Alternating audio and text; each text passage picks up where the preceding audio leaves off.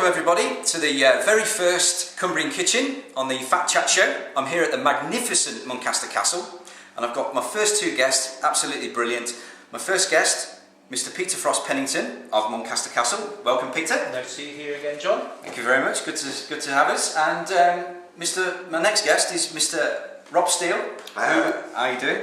Who is about to embark on a 1,000-mile walk for his cancer charity, but we'll talk more about that later on. Before we start, I'm going to tell you about a competition, okay? You need to keep watching all the way through this because there's going to be a question coming up that you're going to need to answer, but you need to keep watching for all the information that you're going to need. And the winner is going to be picked on the next Fat Chat Show, and that's the 28th of February, okay? And the prize is a meal for two at Sella Park House Hotel, which is where I'm from. And to enter, all you need to do is to go onto the Fat Chat Show Facebook page, give us your answers, and we'll draw it on the next Cumbrian Kitchen Fat Chat Show. The first dish that I'm going to do for you is a belly pork, roasted belly pork with vegetables and some apple juice. Now, this is in honour of Mr. Peter Frost Pennington from Muncaster Castle. Now, Peter, would you like to tell us the reasons why I'm doing belly pork today? Well, it's our own homebred pork, which to me in a way is wonderful, in another way is a bit sad because I've raised these babies, I've produced them, well not personally, but, and they've grown up on the estate, and it's just wonderful to have that locally produced food, which is what we're trying to do at Muncaster. And people are so distant from the food they eat these days. It's just nice to see the slow food movement and people getting back to understanding that, you know, these pigs are raised for a reason. They've had a lovely life. They've grown up in the gardens at Muncaster. They've lived off the apples from our orchard at one point, and of course, pork and apple goes together very well. And a little bird tells me that only yesterday afternoon we have a new litter. Yeah, Bridget, what a clever girl, eh? They tend to, when Mum's away, they do that sort of flock thing of, I'm not really here, and trying to be not the one at the back of the pack to get. Yeah. And if they start squeaking, Mum will come running. But lovely little piggies. We've got 13 beautiful little pigs who'll have a lovely spring and summer here. But this is one of my babies off the last litter. This is one of the babies off the last litter, and as you can see, this is a belly pork, which all we've done is we've rolled and tied it. And all we're going to do, I'm going to score this in a moment just to show you. Well, let me just show you first what we've done here. All I've done is just chop up whatever kind of vegetables you like. We've got some new potatoes in there, there's some onion, there's some carrots, there's some swede in there, there's some parsnips. One of the questions I am often asked, and that's how do we get a crispy crackling on the outside? I'm just going to score the belly pork. Just make little incisions, not too deep, you don't want to go too deep in there. And what does that actually do? It just opens up? The idea, what we're going to do next is we're just going to put a small amount, smear some oil over it, and then plenty of salt. It's the oil and the salt in a very hot oven for a start, which makes it blister, and then we turn the oven down and let it carry on cooking, and that's where you get the crackling. This is olive oil, but you can use vegetable oil. There's no right or wrong. Butter or? No, butter or burn. So we're just going to, as you see, we're just going to smear that on, and like I said, plenty of salt. And so the salt sort of draws the moisture. And the salt draws the moisture out. That's correct. The beauty of this as well is that people have a perception about, as you guys can see there, that belly pork is really, really fatty, so that they stay clear of it. But as you can see, there's not much fat there at all. This is really, really good stuff. It's all going to be flavour, and it's going to be absolutely delicious. I'd rather eat that than the rabbit. I'm not going to say that. And we're going to finish this with some apple juice. It's all about how much you want to put in. Okay, you can obviously see how much we've got in there. There's going to be a certain amount of evaporation, so you want to put more in than what you think. Okay, so there's probably what, 3/4 of a pint going in there maybe. Okay, so we're going to pour all that in. And could you use cider instead of apple You juice? could definitely use cider, yeah. It's one. In fact, it's if you come down to Sella Park, it's one of the dishes that we have on at the moment. So we're just going to pop this into the oven on the hottest that we can get for 20 minutes, and then turn it down. The next dish that we're going to do is a rabbit dish. pass you over to Rob, and Rob is going to explain to you why. Rob? Well, it's because I'm doing a little bit of a walk, a little bit, 1,000-mile walk. The first half of it is in the UK, the second half is in Spain, and the last time I tried rabbit, I was less than impressed. And I think it was about 2001, so it has left a little bit of a scar on me. And I've been struggling for the name of rabbit in Spanish, but it's concha, it's something very similar to that, forgive me for that. But it looked as though it had been exploded, and it was just like this, all this rabbit bits with little pieces of sharp bone in them.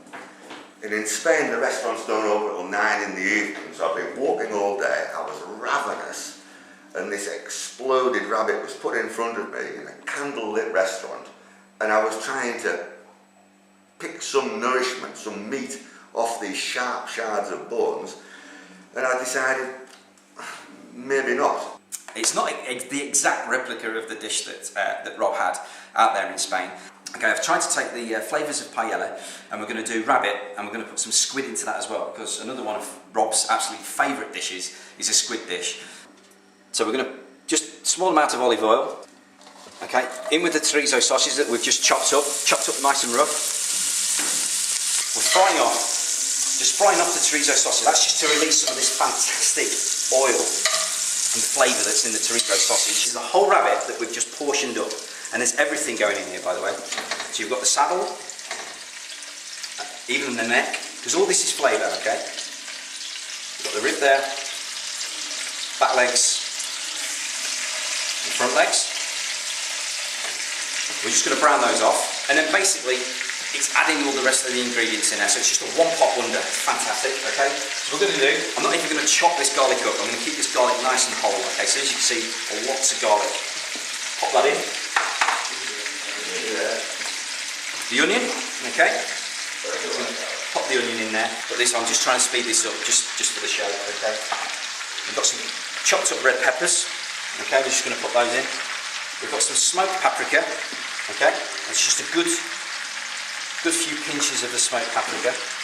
So chopped up tomatoes. You can use tin tomatoes if you like. You can use the chopped tin tomatoes, a whole tomato, however you want to do it. These are just tomatoes that we've just chopped up, haven't been skinned, haven't been de-seeded. All those are going to go in, as you can see. Just for a little bit of extravagance, we're just going to put a good pinch of saffron in there. Because this is a paella kind of dish, a paella kind of flavours, we're going to put some squid in there, because one of the other things that Rob loves is squid. So we're going to put some squid in there. And this is going to be cooked for about an hour and a half. So the rabbit's going to be lovely and tender. The squid's not going to be chewy, it's not going to be tough, and it's going to be fantastic. Okay, and just to finish this off, we're just going to put in there some chicken stock. Okay, like so, and we're just going to leave that simmering away for about an hour and a half. Don't need a lid, just keep turning it around just to stop it sticking, but stop it burning, but we're just going to keep moving that round, and it's going to taste fantastic. Right, Rob, you've mentioned that you're doing this, or I've mentioned as well that you're doing this 1,000-mile walk, so come on, why are you doing it? Well, it goes back a long time. When I was 19, I had a cancer, and they said I wasn't going to get over it, and I did, but I'm still here.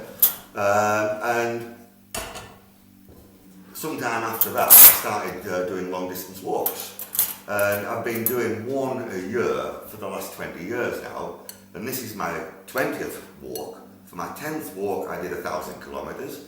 I wanted to try and beat that, so for my 20th walk I'm going to do 1,000 miles.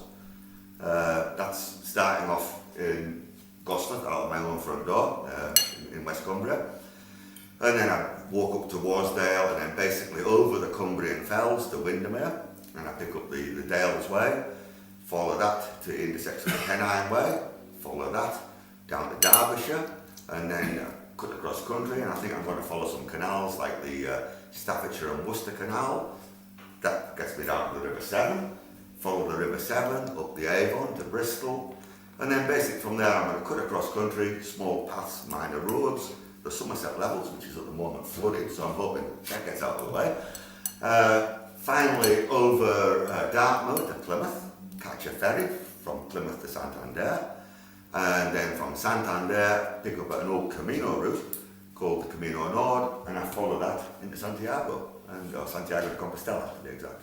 And that's approximately 1,000 miles. Well, I think it's going to take us 10 weeks. I work on 100 miles a week, which is just under 15 miles a day. I'm lucky now, I've got a support vehicle. I had a little bit of difficulty getting a support vehicle. I've got that in sit. I'm short of a couple of drivers for 2 sections, so anybody wants to volunteer to drive, that will be excellent. I've got company with me for the first 2 weeks and for the last 6 weeks. So there's a couple of weeks, 2.5 weeks in the middle of England. So if anybody would like a little bit of a leg stretch to join me, there again, they're very welcome. So the walking I do now is specifically to raise money for cancer research and drug development at the Royal Marsden. And I specifically asked them to put the money to that, because the people around here, if they're supporting me to raise money for this, they'll then eventually, hopefully get the benefit, obviously if they're unlucky enough to get a cancer. I don't want it to go for scanners or, to improve a hospital that we don't really have access to. Brilliant. And just to let you know, we will be putting, during the show, we will be putting up Rob's Facebook page. So if people want to get in contact with Rob, his Facebook page will be up there, so you can contact him. Like he says, he's looking for, if possible, any volunteers that might want to offer the services for stint at driving for him, and also, and obviously, he's doing it. He's not doing it for the good, he's doing it for charity.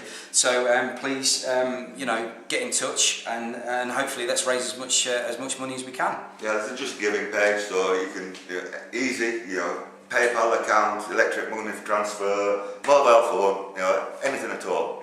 It'll all help. Brilliant. This is where he might throw the plate at me and say, "This is a food hell." And what would you serve this with, John? I mean, there's no potatoes or big hunk of bread, or big hunk of bread, and just get in there. Big hunk of bread. You've got there's the rabbit in there. No, you've seen what's in there, and all the tomatoes and all the rest. Well, the wine we've had supplied today is from Gerard Richardson of Richardson's Wines, and I'm not an expert on wines, so he's luckily given us some tasting notes. Now the instruction for this is rabbit. You can go either way with rabbit, but if it's done Spanish style with tomatoes, it needs a clean, fresh and crispy wine to go with it. Now chill this one down to about 10 degrees to serve. It's very aromatic, this Albarino, with hints of light cheese and apples on the nose. And it certainly does smell nice and fruity, doesn't it? In fact, you can tell as soon as you uncorked it, the aroma of the fruit filled the room. But the palate is softer and rounder than the nose would suggest, and the fruit is not as aggressive as it would have seemed. The trick with rabbit, as with any game, is to find a wine that either mirrors the long flavours. Interesting to think of a rabbit having a long flavour, or to find one, as in this case, that complements it by offering a clean, fresh contrast, thereby exaggerating the rabbit flavours. Gerard chose the A2O Albarino as its Spanish itself, and certainly I think that's it's more of that. Very nice. And I think bang on it. I don't know, because it's not a spicy dish anyway, but with the paprika and the... I'm not normally a white wine drinker, I prefer the red, but it's very, very good, more than acceptable. I'm less than keen on tomatoes, it's not one of my favourite, but that is bang on. Absolutely. I would go as far as to say, if I tasted this before, if I was walking in Spain and I'd ordered this, I'd be delighted, and I would be writing it down and looking for it again. Okay. Well, Fantastic. It's all beautifully tender. The squid is delicious. It's not rubbery or anything. It just melts in the mouth. The only thing I would say, I wouldn't identify that as rabbit. Okay, we cook the rabbit on the bone, and then we lift the rabbit out, and then we take the meat off the bone, and then add the meat back. Cut that end off. Okay. With a sharp knife. With a sharp knife. Yeah. Looks delicious, doesn't it? I agree. Yeah.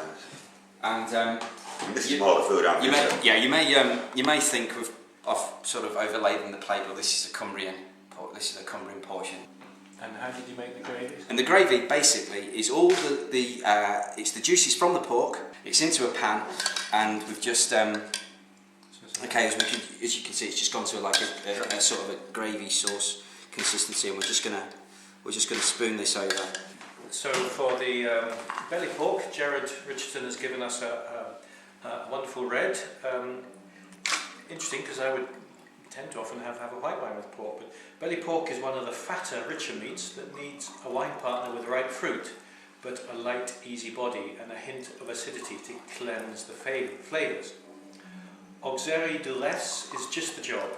Produced entirely from Pinot Noir, which is the grape style we need. It's also from one of the lesser known regions. Other good alternatives would be South African or Chilean Pinots, but aim for the decent end as you really want to complement and work the flavours of this wonderful pork. Cheers. Cheers. That is nice. Yeah. Oh, I like that. Yeah, it smacks a bit of Rioja. What's the pork like? Pork is stunning. Yeah. Yeah, stunning. I must say it's been wonderful. Kept me out of the office for an hour or two. It's been fantastic to see you using our kitchen here in the coachman's quarters for the first ever Cumbrian Kitchen Fat Chat show. I think people always think of Muncaster as being a day visitor attraction, but actually we also offer wonderful accommodation here, and you can bring your friends and family, stay here. You can even hire the whole place and use this great kitchen for making meals. You don't have to go out to the Pennington Hotel or Sella Park Country House Hotel. You can stay in and do this wonderful cooking. Peter, it's been an absolute pleasure. I've been really pleased. Thank you very much, guys. Yeah. It's been Stunning. Thank you very much. Thank you very much. Cheers. Playing with our kitchen. Yeah. Cheers. Don't forget to take part in our competition to win a meal for two at the fantastic Sella Park House Hotel, which is where I am. If you've been watching the show, the answers are going to be in the show. The question's going to come up at the end. You can enter this competition on our Fat Chat Show Facebook page, and the winner is going to be drawn on the next show, which is the 28th of February. So don't forget to join in.